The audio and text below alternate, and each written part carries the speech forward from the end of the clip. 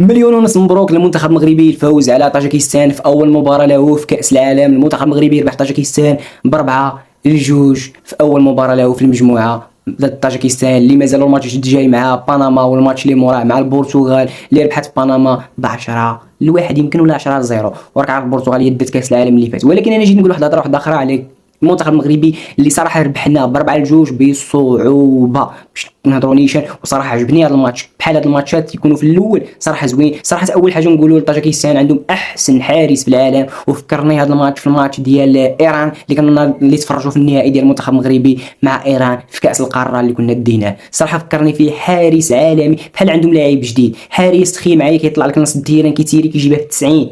ما كانش حارس عندنا ديالنا حنا زوين صراحه تبارك الله عليكم. ولكن بغيت نقول حاجه اخرى، هو العيان صراحه بان لي عيان في هذا الماتش. انا كنت كنقول لك هو اناحي ديالنا هو اللي غادي يمتعنا فريق بحال الماتش ديال الارجنتين كان ماركا داك البيت، ولكن البيوت بجوج ديال طاجيكستان جاو من عند العيان داوهم له وماركاوهم.